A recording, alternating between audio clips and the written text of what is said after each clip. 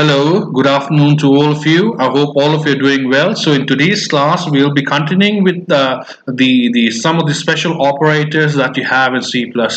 So in the previous class, we had discussed a scope resolution operator. So in today's class, we'll be discussing memory dereferencing operators. That means accessing the values of the operands with the help of pointers. So whenever we use pointers, we use the term dereferencing. Okay, right? Always remember, whenever we use pointers, we use the term dereferencing. So the first one is colon, colon, and a star, right? Now this operator is used to declare a pointer to a member class, right? So colon colon star is used in order to declare a pointer to a member class.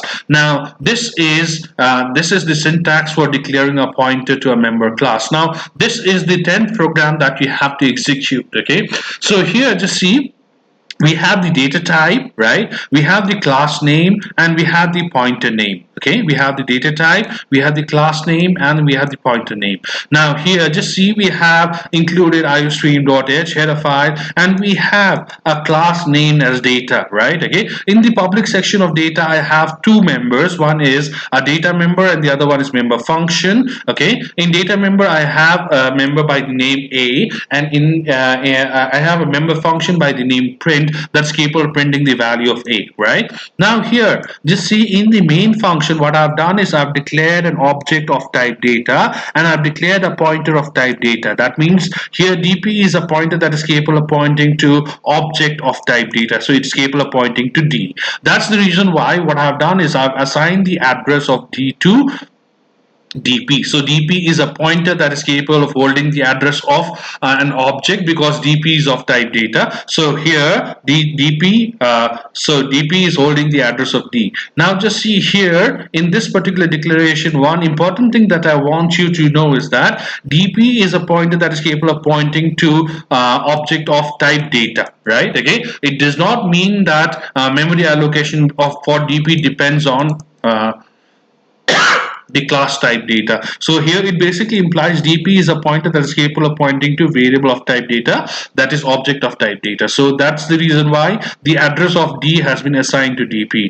Now here what we are doing is, now we are declaring a pointer. Now just see here, this particular statement made rather it may rather look complex to you, but it's very simple. Just see here, I'm declaring a variable by the name pointer, that's ptr. Okay, I'm declaring a pointer variable by the name ptr that is capable of pointing to member of data, right? Okay, now just see here, this is the declaration statement. Okay, this is the declaration statement. So here I'm declaring a pointer ptr that's capable of pointing to the member of the class data, right? Okay, so to ptr I'm assigning the address of a, that is a variable in class data, right? Okay, so I'm assigning the address of a in class data to ptr, and that is capable of pointing to a member of type data, right? Okay, so here, since the type of a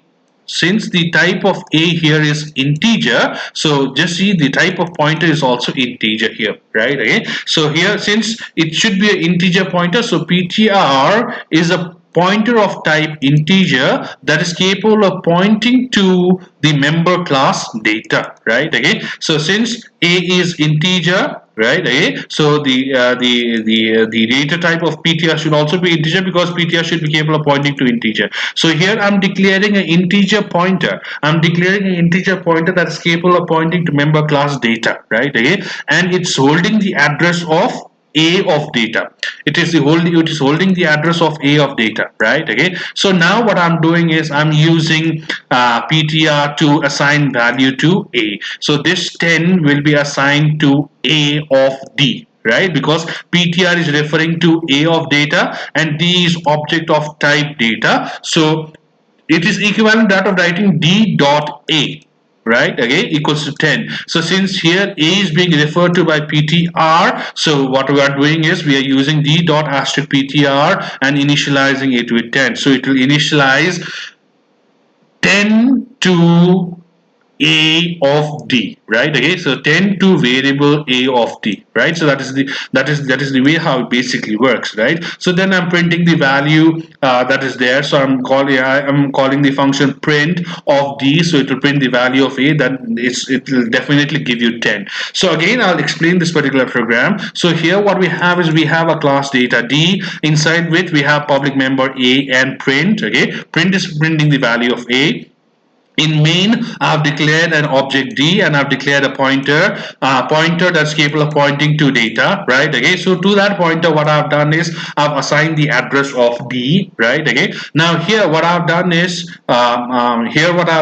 so this DP as of now is not being used. Like we can use it at a later point in time, okay, right? So it's a pointer to an object. So here what I've done is I've declared a pointer PTR, right? PTR that is capable of pointing to the member of data, member of the class data. So here, since PTR, I'm making PTR to point to integer value, that is a of data, right? Okay, so the declaration syntax would be integer data PTR, right, which will hold the address of a of data, right? Okay, so it will hold address of a of data, right? Okay, so now here using d dot asterisk PTR, what I'm doing is I'm initializing value 10 to a of d, because PTR is now pointing to a, so it is equivalent that of writing d dot a, right, equals to 10. So d dot asterisk PTR equals to 10 basically means you're initializing to a of d a numeric value 10, right? Okay, then I'm printing the value of d, so it will give you 10.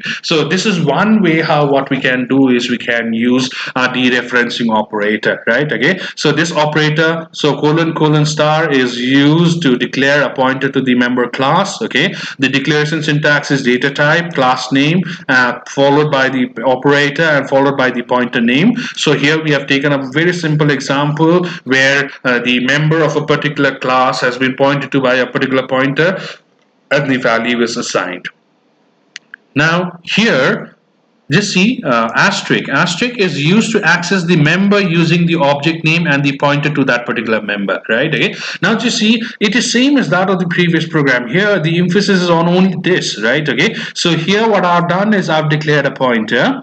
I've declared a pointer PTR that is capable of pointing to member class data, right? Okay. Right. And it has been initialized with the address of A, right? So whenever I write d dot asterisk PTR equals 10, it basically means I'm assigning the value 10 to a of d, right? 10 to a of d, because PTR is pointing to a. So d dot a is equals to 10, or d is equals to star PTR equals to 10. Both means the same thing, right? One is direct memory access, the other one is indirect memory access, right? So here the 10th and the 11th program is same. If you see, both are same, but it's simply trying to distinguish between the declaration and the access that is being done, right? Okay, so here it's the focus is more on access of the value, right? Okay, so this is the way how what we can do is we can use dereferencing in case of class. Now third one is we can use this operator, right? Okay, a hyphen and this particular operator in order to access the member using pointer to the object and a pointer to the member, right? Okay, now just see here I've taken up the same example. Now here just see what we have. We have class D, we have a public member A, and the public function print that's capable of printing the value of A. Now here again what we have is we have an object D and a pointer DP, right? Just see pointer DP. Now DP is initialized with the address of D, right? Okay, dp is a pointer of that's capable of pointing to variable of type data. So since d is a variable of type data, so dp can now point to d, so dp is holding the address of d.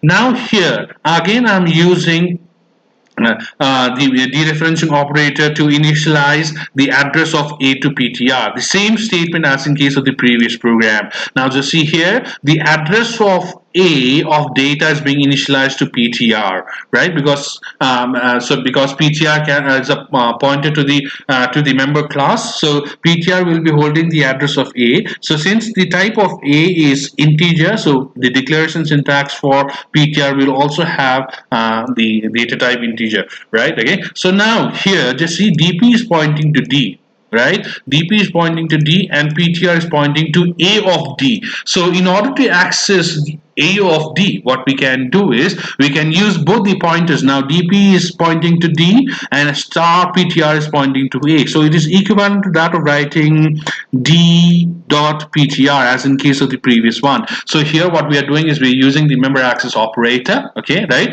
We are using the member access operator in order to access a particular member using a pointer. So D member access operator pointer basically refers to, so asterisk dot PTR refers to A, DP refers to D. So it is equivalent that of saying you are accessing A of D. So A of D is being initialized with 20. So when I print the value of so again here DP is pointing to D. So I'm printing, I'm invoking the function print of D. So which will print value 20, right? Okay, which will print value 20. So this is a very important way in which what we can do is we can use the member access operator. So here the basic distinction is that we are using pointer to the object as well as pointer to the member of the class, right? Okay? So just see program, if you see program 10, program 11 and program 12 are all the same, but it tries to address to different aspect of different ways in which what we can do is we can use a pointer. Now, just see, you need to execute all of these three programs, or you need to execute all of these three programs. But in case of the first instance, program 10, the emphasis on the way how the pointer is declared, okay, right? Pointer is declared and made to point to the member of a particular class. In the second case, how to access the value of the member using the pointer. And in third case, we are using the pointer to the object as well as pointer to the member of a particular class and accessing the value, right? Now let us move on to the next category of operator that is called as memory management operator, right? So we have several memory management operators. So in case of C++, also in case of C, also you must have seen memory management operators like malloc, alloc, right? Okay. So similar to malloc, alloc, what we have is we have memory management operators in case of C++ as well, that is capable of allocating memory at runtime, and it allocates memory from the heap, okay, right? So just see memory management operators. So the first memory management operator that you have is called as a new operator. The new operator requests for memory allocation in the heap. Now you just see whenever you execute a typical program, there is a set of memory cell that is allocated to the program, and the memory cell is partitioned into different sections. One is called as the global variable section, the other one is called as the stack section, the third one is called as the instruction section, and the fourth one is called as heap. Okay, so for you to remember, this is just for you to remember. So there are four categories into which the memory allocation for a program is being divided into. One is called as the global variable section, the other one is called as the stack section, third one is called as the instruction section, and fourth one is called as the heap. So whenever you declare a variable locally, memory allocation always takes place in the stack. Okay. So whenever you declare a variable locally, memory allocation always takes place in the stack. And whenever you declare variable globally, it will move on to the global variable section or the global variable portion of the memory. And the instructions are stored in the instruction portion of the memory. Now comes in the purpose of the heap. So heap is a portion of the memory allocated to the program that is used to store variables that are allocated memory at runtime. So dynamic allocation of memory to the variable takes place from the heap. So you need to remember that. Okay. So whenever you use malloc, alloc, memory allocation takes place from the heap. So now that's called as dynamic memory allocation. So now here, new operator request memory allocation for a given object from the heap. So this is a very important statement that you need to remember. Okay. So new operator request for memory allocation in the heap. If the sufficient memory is available, it will initialize the memory pointer. It will initialize the memory pointer to the pointer variable and return its address. So what it will do, if sufficient memory is available in the heap, it will allocate the memory and it will return a pointer to the allocated memory space. Now this is the syntax. Now just see pointer variable, okay, and new. So this is the operator that we have, and we have data type, right? So integer ptr new integer basically means it is capable of allocating but it's capable of allocating memory to a variable that is integer, and it's capable of returning a pointer to the allocated memory space. So what it will do, it will allocate memory equivalent to that of an integer and return a pointer to that particular allocated memory space, right? So that is the implication of this particular statement. So here ptr is a pointer of type integer, so new will allocate memory equivalent to that of required for integer, and it will return a pointer that is initialized to ptr. Now let us take a very simple example. So this is a 13th program that you have to execute. So you have declared a pointer ptr which is capable of pointing to variable of type integer, right? Okay. Now I'm initializing ptr with new integer, so it will allocate 2 bytes of memory, and it will return a pointer that will be initialized to ptr. So ptr will be pointing to the allocated memory space, and then I'm reading value into that allocated memory space using the dereferencing operator, and then I'm printing the value of that particular allocated memory space. So here it will say, for an example, if I read in 2, it'll display 2. So just see, this is the way how what you can do is you can allocate memory to a variable using the new operator. Now the second case, now just see here what I'm doing is I'm using new in order to allocate memory to a set of integer values, right? So how do we do it, right? So pointer variable new, data type, and value. So here just see, I have used new in order to allocate memory to 25 instances of integer, right? Okay, so I have used new in order to allocate memory to 25 instances of integer. That means I'll be capable of holding 25 integer values in the memory that is allocated using new. So here what I've done is I've written a very simple program. Okay, this is the 14th program that you have to execute, where ptr will be pointing to the allocated memory space using new. So new will be allocating 25 instances of integer, right, where what we can do is we can read in value. So here I've used a very simple loop and pointer referencing for reading value into the array and displaying value into the displaying the value from the array, right? So this is a very simple C++ program that will allow you to read 25 integer values that has been allocated memory using new. So this is the 14th program that you have to execute. Now the next case in which what you can do is you can use new is to explicitly specify that you're allocating memory to a block of you're allocating a block of memory to as an example to an array. Okay, right? Now here just see what we are doing is we are allocating 25, we are allocating memory equivalent that of 25 instances of integer, right? Okay, using new, and new will return a pointer, and that pointer will be initialized to ptr, right? Okay, so here what we have done, just see, this is the next program that you have to execute. Now there's only a minor adjustment in terms of syntax. So ptr is equals to new integer 25. So here it will allocate memory that is equivalent to, that is capable of storing 25 instances of integer. So I'm reading value into it and displaying the value from that allocated memory space. So this is the way how what you can do is you can use new. Okay, right?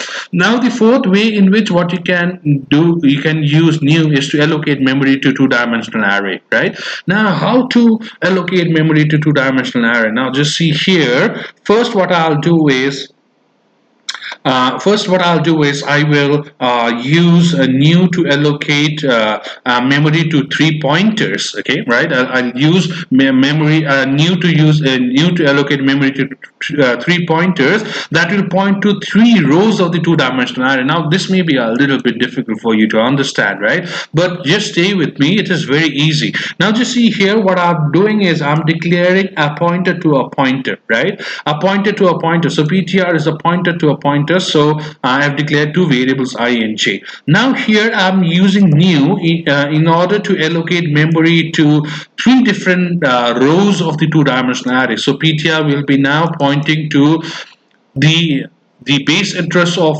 the 3 different rows in the two-dimensional array, right? Okay, now again what I'm doing is to individual pointers to the individual pointers. What I'm doing is I'm assigning a one-dimensional array. You see, this is a one-dimensional array of size 3. So what I'm doing is I'm trying to create a two-dimensional array with 3 rows and 3 columns, right?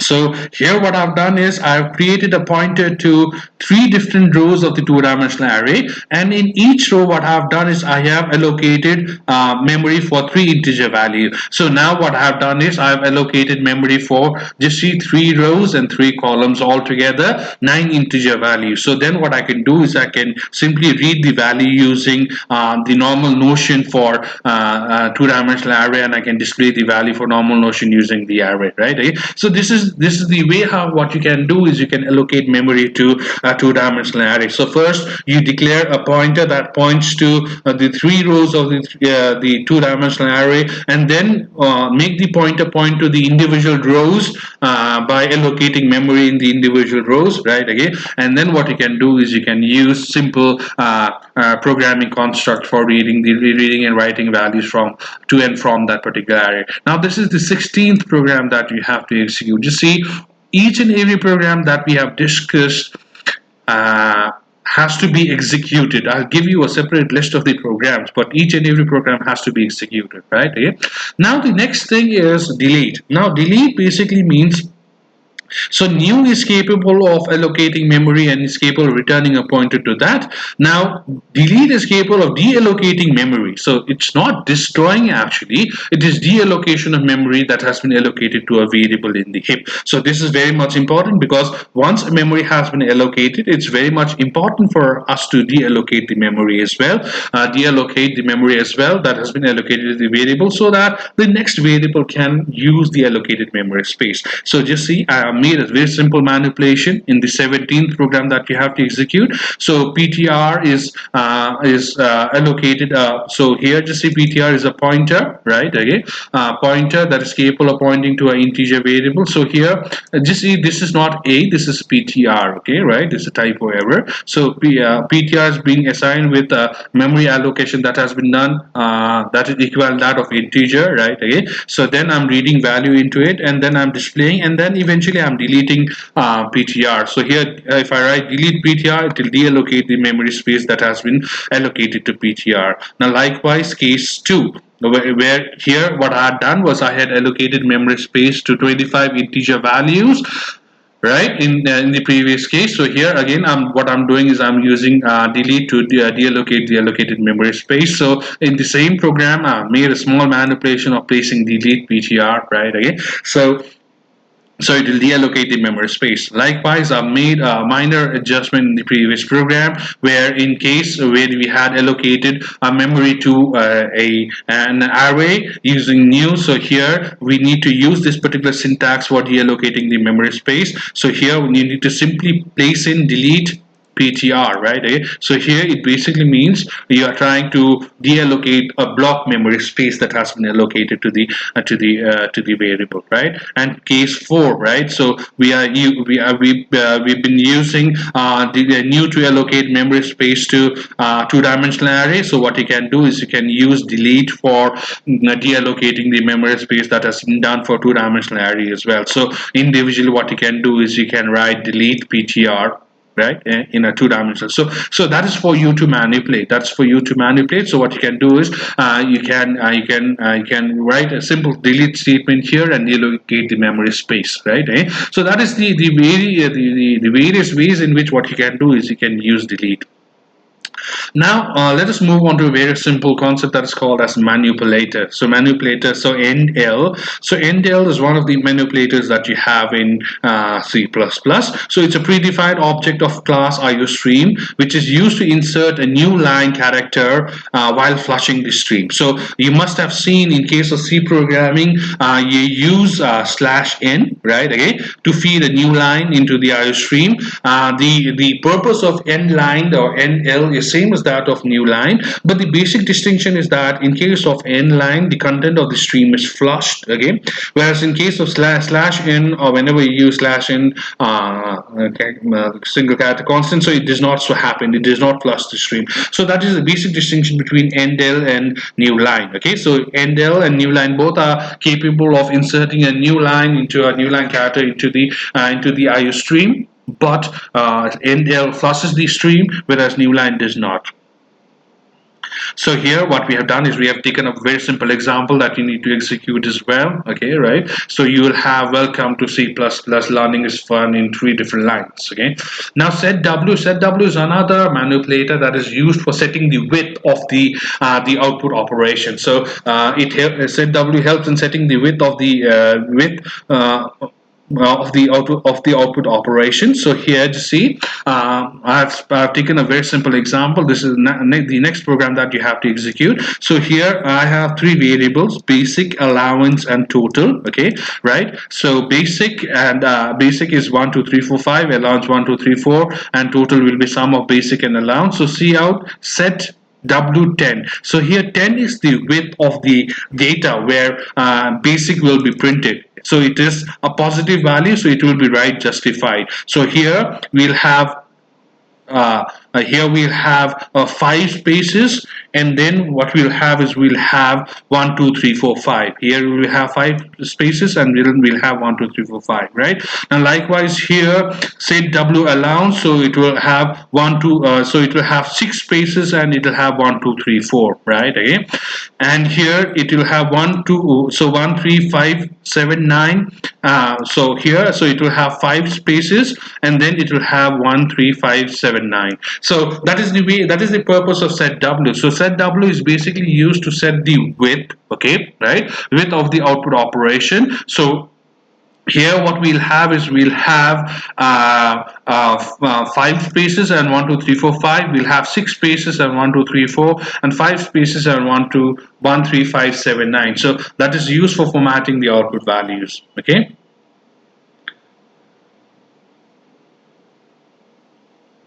Right now, type conversion in C++, right? So just see, type conversion is one of the important concepts that one needs to understand, right? So type conversion basically means converting data type of one variable to another variable temporarily for execution of a particular program. Okay, so type conversion is a mechanism for temporarily converting the type of the variable in order to facilitate the execution of the operation. Now it can be done in 2 different manners. One is called as implicit type conversion, and the other one is called as explicit type conversion. Now this has already been discussed in C, but I'll be just brushing through it, right? So implicit type conversion basically means auto type conversion, where the type conversion takes place automatically based on the data types that are participating in the operation. So the lower data type will be automatically converted into the higher data type for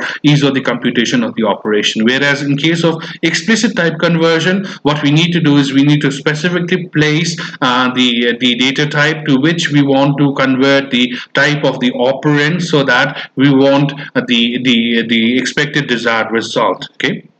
So we will not be going through type conversion in detail, because it has been, I guess, it has been extensively discussed whenever you were going through type conversion in C. But even if you want to have a detailed idea about it, what you can do is you can just write up to me. So I'll prepare a handout and I'll send it to you. Now, control structure. So this also we will not be discussing in detail. So there are 3 types of control structures that you can have in programming. That is sequence, selection, and iteration. So you can have a sequential execution, you can have selection based execution, or you can have iteration based execution. In case of selection, we have if different versions of if. We have simple if, we have if and else, we have else if ladder, we have nested if, right? In case then we have switch, and we have conditional operator, we can have go to. In case of iteration, we have while, do while, for, the versions of loops. So we can have different types of control structures in the program using different types of statements that are provided by C++, right? So in today's class, what we have learned about is we have learned about uh, the operators that are there, right? Okay, we have learned about the memory dereferencing operator. We have learned about the purpose of the dereferencing operator. We have taken up example and we have tried to understand. We have tried to understand the way how the member access operator can be used, or dereferencing operators can be used in order to access the values of the variable. Okay, we have used different versions of dereferencing operators. We have created combination of possible combination of object and pointers, and we have created a combination of pointer and pointer, right? Okay, and try to access the value. Then we have discussed the memory management operators. We have discussed new. We have used new in different versions in order to allocate memory to a given variable. And then what we have done is we have moved on to the delete, right? Again, delete operator, where we have used delete in order to deallocate memory space that has been allocated to the variable. And then we have briefly brushed through the various manipulators that are there in there, in line and set W, right? Okay, and we've discussed type conversion in C++. We have not elaborated discussed this because this is a part of the C programming curriculum as well. So we have just brushed through implicit type conversion, explicit type conversion, and we've discussed in brief the different types of control structures that are there, the sequence, selection, and iteration. So since this is also a part of the C curriculum, we will not be discussing it. But if you want to have a detailed description about the type conversion and the control structure, you can definitely write to me. I'll send you the necessary handouts with the explanation. Okay, so thank you very much. Have a very good day.